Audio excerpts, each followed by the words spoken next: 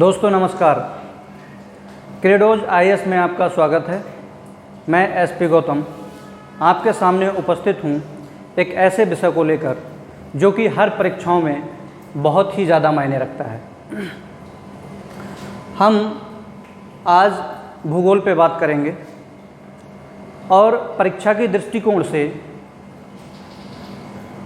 उन चीज़ों को लेकर बात करेंगे जो कि एग्ज़ाम में अधिकतर सामान्य रूप से पूछ ली ही जाती हैं।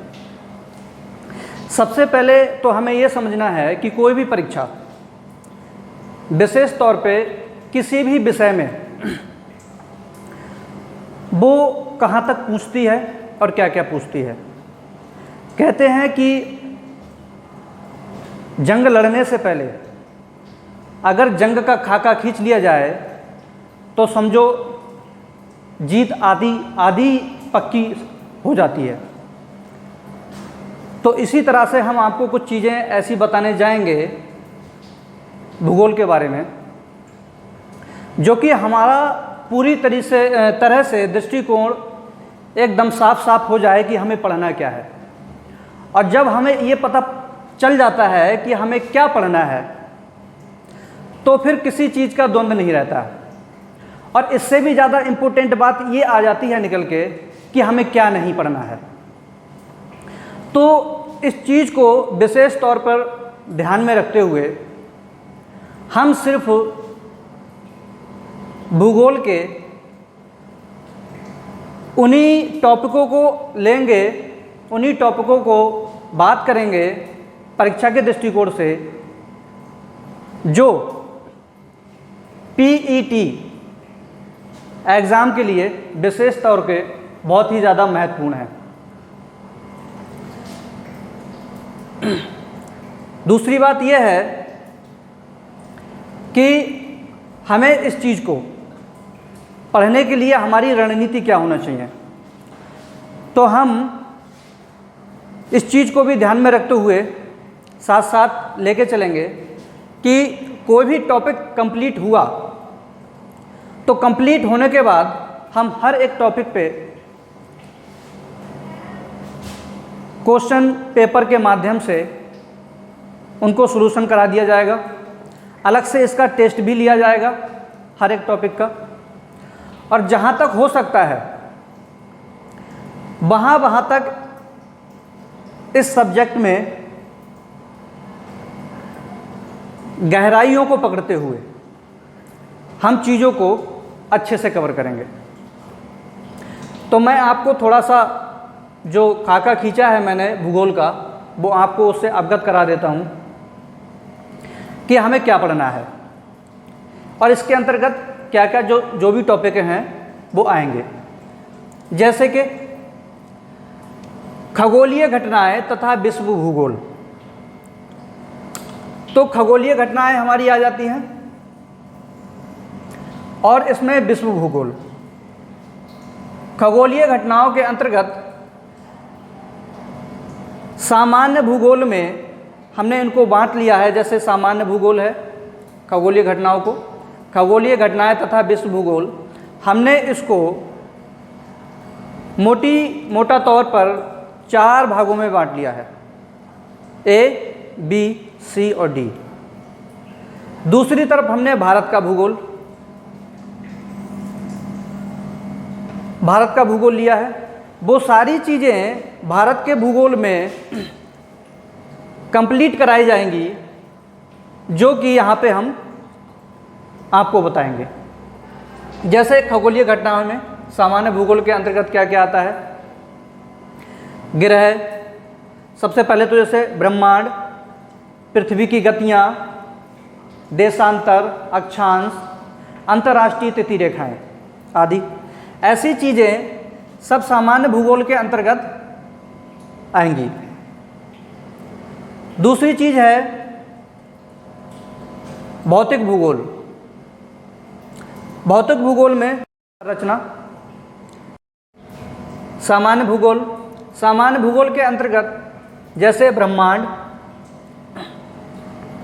देशांतर, अक्षांश, अंतर्राष्ट्रीय तिथि रेखाएं,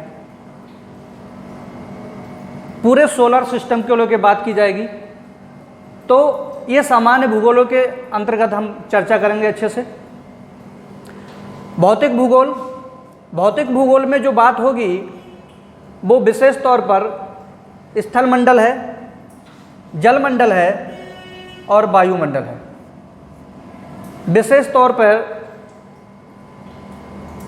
हर मंडल को लेके और बहुत ही महत्वपूर्ण तरीके से इस पे हम चर्चा करेंगे।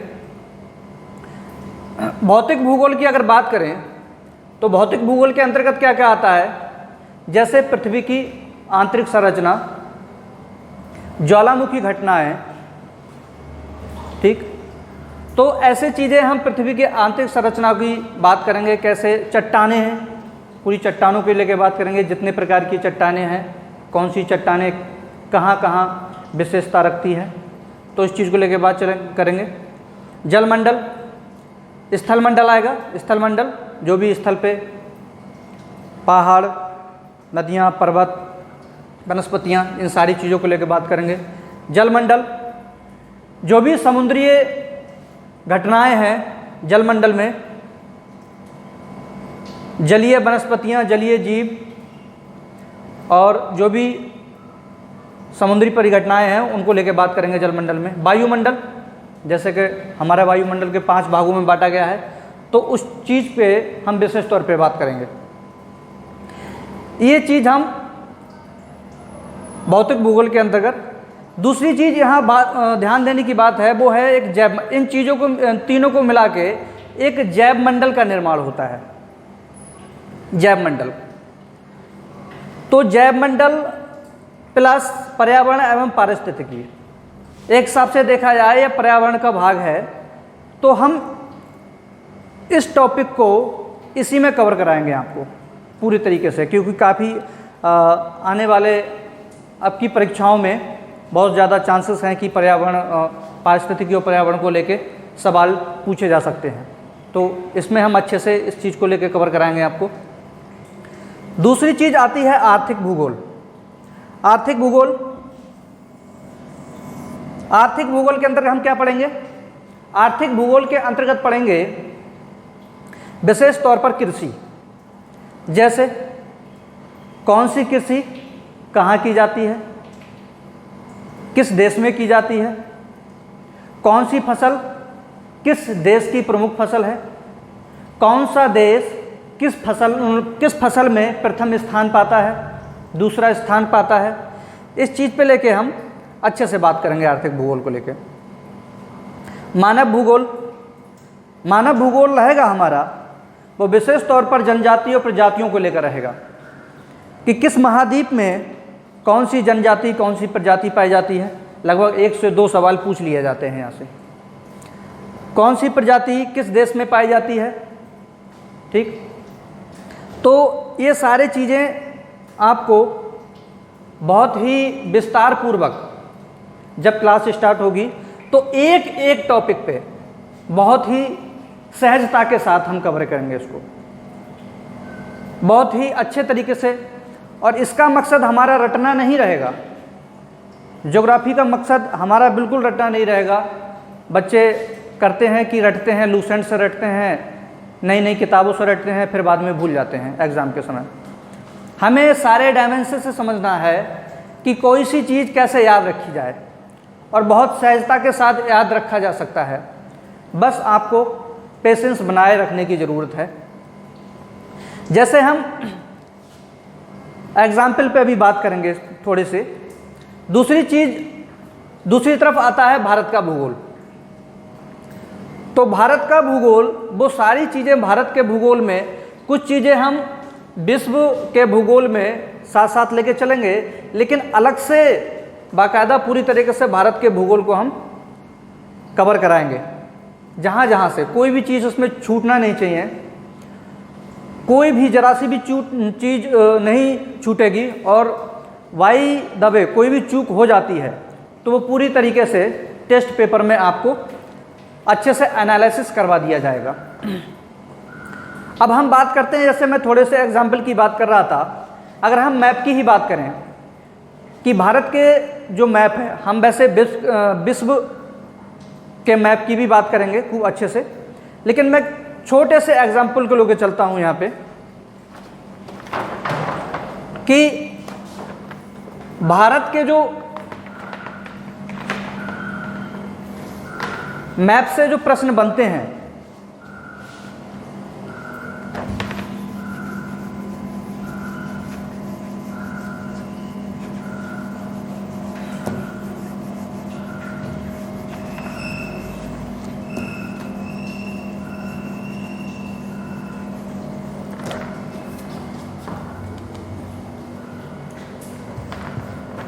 तो वो किस तरह से बनते हैं, किस प्रकार से पूछे जाते हैं। जैसे बहुत ही साधारण रूप से अगर बात करें, आपने मैप देखा होगा, आपके घर में लगे होंगे, और नहीं है तो आप खरीद लेना इस चीज़ को लेके, कि सबसे पहला जो क्वेश्चन है वो ऐसे पूछ लिया जाता है, बहुत ही सामान्य रूप से पूछ लिया जाता है कि जितने भी तटवर्तीय राज्य हैं वो कितने हैं, इनकी संख्या पूछ ली जाती है बहुत ही साधारण रूप से।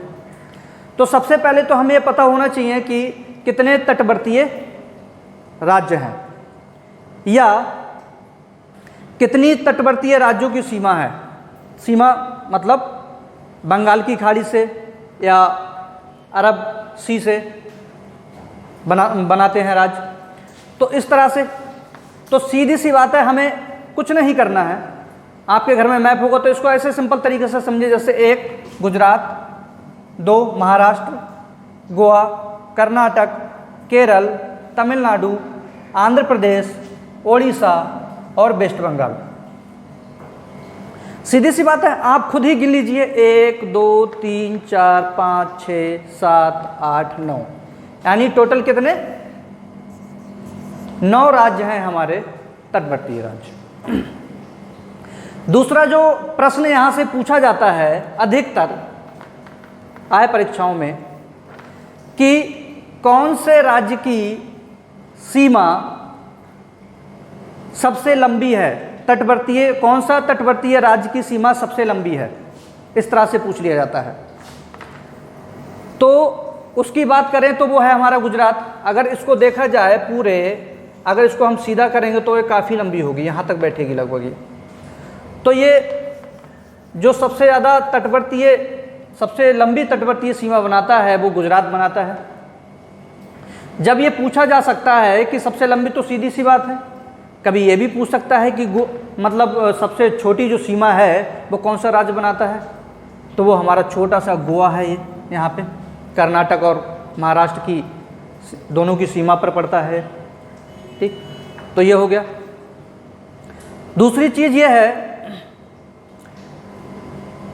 कि यहाँ पे ऐसे भी पूछ लेता है कि सबसे लंबी स्थलीय सीमा, सबसे लंबी स्थलीय सीमा कौन सा राज्य बनाता है। अगर हम सबसे लंबी स्थलीय सीमा की बात करेंगे तो हमारा पश्चिम बंगाल है। पश्चिम बंगाल सबसे लंबी स्थलीय सीमा बनाता है। आप इस तरह से देखिए, ये सब यहाँ से लेके यहाँ तक पूरा बांग्लादेश के यहाँ से और यहाँ तक ऐसे इस तरह से पूरा सबसे लंबी स्थलीय सीमा बना रहा है पश्चिम बंगाल। तो ये तो हुई तटवर्तीय कुछ महत्वपूर्ण राज्यों की बात। इसी तरह से पूछ लेता है कि अब हम दूसरी तरफ चलते हैं कि अंतर्राष्ट्रीय सीमा बनाते हुए राज्य, कि कौन सा भारत का कौन सा राज्य है जो सर्वाधिक देशों की अंतर्राष्ट्रीय सीमा बनाता है, इस तरह से। तो सर्वाधिक देशों की अंतर्राष्ट्रीय सीमा बनाता हुआ राज्य, तो इस पर हम बात करते हैं। सिक्किम को अधिकतर पूछा जा चुका है। अगर हम सिक्किम की बात करें तो सिक्किम को कई बार कई परीक्षाओं में पूछ लिया गया है, ऑप्शन दे देता है। और इसका जो पूछने का पैटर्न होता है वो ऐसा होता है कि निम्नलिखित में से कौन नेपाल की सीमा नहीं बनाता या भूटान की सीमा नहीं बनाता। ठीक, तो इस तरह से, या सर्वाधिक देशों की सीमा बनाता हुआ राज्य, इस तरह से कौन सा नहीं है, क्योंकि जो पूछने का पैटर्न उसका थोड़ा उल्टा रहता है। तो इसी तरह से हमको ध्यान देना होगा बहुत ही सामान्य तरीके से आप सिक्किम को ही ले लीजिए, सबसे पहले सिक्किम को ही चलो उठाते हैं। नेपाल एक हो गया, चीन दो हो गया, भूटान तीन हो गया। तो तीन देशों से सिक्किम की सीमा बन रही है। आप देखें इधर, इधर नेपाल, इधर चाइना और इधर भूटान, बहुत ही सामान्य तरीके से, यानी टोटल तीन देशों से सीमा बना रहा है। इसी तरह से हम पश्चिम बंगाल की बात करते हैं, तो पश्चिम बंगाल भी कितने देशों की सीमा बना रहा है? बहुत ही सामान्य तरीके से देखें, बांग्लादेश एक, नेपाल दो, भूटान इधर, भूटान से भी मिल रही है, और इस साइड में इधर नेपाल से, यानी जो वेस्ट बंगाल है सिक्किम को अपने सर पे बिठाए हुए है, अगर आप ध्यान से देखेंगे तो पूरी तरीके से। तो ये भी सिक्किम के जैसा ही, यानी तीन देशों की सीमा बना रहा है पश्चिम बंगाल। अब हम बात करते हैं अरुणाचल प्रदेश की, क्योंकि सिक्किम पूछा, हो सकता है अगली बार अरुणाचल प्रदेश पूछ ले, या बांग्लादेश पूछ ले, वो पश्चिम बंगाल पूछ ले, या लद्दाख पूछ ले। तो इन सारी चीज़ों को ध्यान में रख के हमें पढ़ना होगा। अरुणाचल प्रदेश को देख लेते हैं।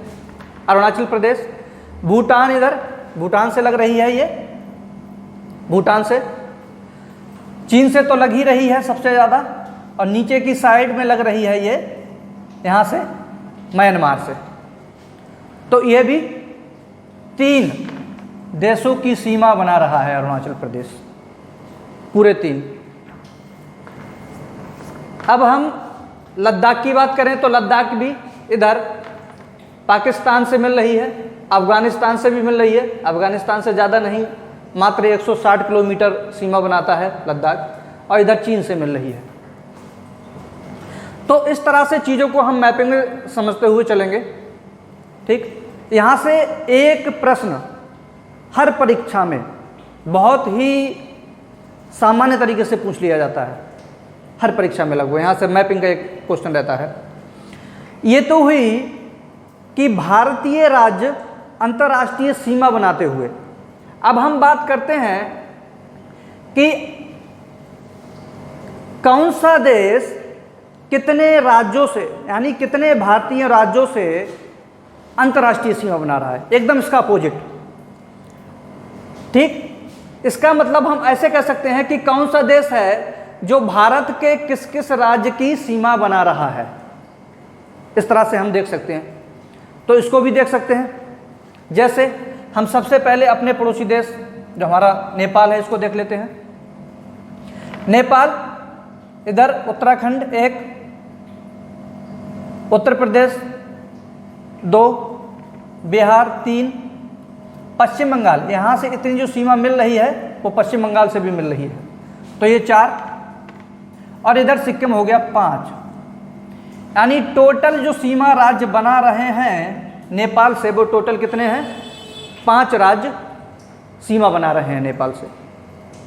इसी तरह से हम भूटान की बात करते हैं, तो भूटान भी, भूटान की सीमा इधर सिक्किम से मिल रही है एक, इधर पश्चिम बंगाल से मिल रही है 2, इधर असम से मिल रही है 3, और इधर अरुणाचल प्रदेश से मिल रही है 4। यानी भूटान 1 2 3 4 कुल 4 राज्यों से सीमा बना रहा है। और नेपाल ने कितने से बनाई थी? 1 2 3 4 5 राज्यों से। बहुत ही सामान्य तरीके से समझेंगे, इसमें कोई भी ऐसी कॉम्प्लिकेशन वाली बात नहीं है, बहुत ही जनरली तौर से। अब हम इसी तरह से बात करते हैं बांग्लादेश की, तो बांग्लादेश उसको भी देख लेते हैं। सबसे पहले तो पश्चिम बंगाल जो सर्वाधिक लंबी सीमा बनाता है बांग्लादेश से ही, दूसरा है असम। असम देखिए 2 बार बांग्लादेश से सीमा बना रहा है। नंबर 1 पश्चिम बंगाल, नंबर 2 असम, एक बार यहाँ और एक बार यहाँ से, और नंबर 3 मेघालय, और नंबर 4 त्रिपुरा। तो ये भी कुल कितने? 4 राज्यों से सीमा बनाता हुआ बांग्लादेश। ठीक, इस तरह से। दूसरी तरफ आते हैं तो दूसरी तरफ और क्या है? उधर लद्दाख नहीं, सॉरी, इधर चाइना ले लेते हैं, तो चाइना को भी ले लेते हैं। चाइना कितने राज्यों से सीमा बना रहा है? नंबर 1 लद्दाख को ही ले लीजिए। नंबर 2 इधर से हिमाचल प्रदेश। नंबर 3 उत्तराखंड। नंबर 4 सिक्किम। और नंबर 5 अरुणाचल प्रदेश। तो 5 राज्यों से सीमा बना रहा है हमारा ये पड़ोसी देश चाइना। ठीक, तो चाइना से कुल कितना? 5 राज्य जुड़े हैं सीमा से। इधर हम पाकिस्तान की बात कर लेते हैं। पाकिस्तान भी गुजरात 1, राजस्थान 2, पंजाब 3, जम्मू एंड कश्मीर 4 और 1 लद्दाख 5। यानी इधर पंजाब। आने वाले समय में क्वेश्चन ये भी बन सकता है कि पंजाब कितने केंद्र शासित प्रदेशों से सीमा बनाता है? हमारे भारत के कितने केंद्र शासित प्रदेश हैं जो सीमा बनाता है? यह क्वेश्चन ऐसे पूछ लिया जा सकता है कि भारत के कितने केंद्र शासित प्रदेश पाकिस्तान की सीमा बनाते हैं। ठीक, तो विशेष तो ध्यान देना होगा इस चीज़ को, क्योंकि अभी ये केंद्र शासित प्रदेश दोनों, जो जम्मू कश्मीर था, दोनों अभी केंद्र शासित प्रदेश में डिवाइड हुआ है। तो यहाँ से क्वेश्चन बनने की बहुत ज़्यादा पॉसिबिलिटी है। तो इसी तरह से हम लेके चलेंगे हर एक पहलू को, मतलब सब्जेक्ट के हर एक चीज़ को छूते हुए और अच्छे से कवर करते हुए उसको चलेंगे। ठीक, तो हमारा जो विषय है वो कोई ऐसी बात नहीं है कि रटने से ही याद होगा। सिर्फ मैपिंग का जितना कवर होगा मैपिंग से कवर कराएंगे। बाकी जो भी प्रक्रिया लेखन में रहेगी, कोशिश रहेगी कि क्लास के अंदर ही आपको वो सारी चीज़ें याद करा दी जाएं, याद हो जाएं जो साथ साथ पढ़ रहे हैं। पूरी हमारी कोशिश रहेगी। और जो चीज़ें बचती हैं वो टेस्ट पेपर के माध्यम से, आपको नोट्स के माध्यम से सारी चीज़ प्रोवाइड करा दी जाएंगी। उससे भी कुछ बचता है तो जो टेस्ट पेपर का एनालिसिस होगा, उस एनालिसिस की वजह से आपकी सारी चीज़ क्लियर हो जाएंगी। तो दोस्तों, बस मैं अपने विषय का इतना ही इंट्रोडक्शन अभी देना चाहूँगा। बाद में अब हमारा जो शेड्यूल है क्लास का वो अतुल सर के माध्यम से बता दिया जाएगा, या आपको व्हाट्सएप ग्रुप में या जो भी जैसा भी हो उचित होगा हम आपको बता देंगे। कि कोशिश ये रहेगी कि जल्द से जल्द स्टार्ट करें और आपको पूरी जानकारी मिल जाएगी कि कौन सा विषय किस डेट से स्टार्ट हो रहा है, कैसा उसका शेड्यूल है, ये सारी चीज़ें और क्या क्या पढ़ाई जाएंगी किस विषय में, ये सारी चीज़ें आपको सूचना मिल जाएगी। तो दोस्तों धन्यवाद, हमारे साथ बने रहने के लिए बहुत बहुत धन्यवाद।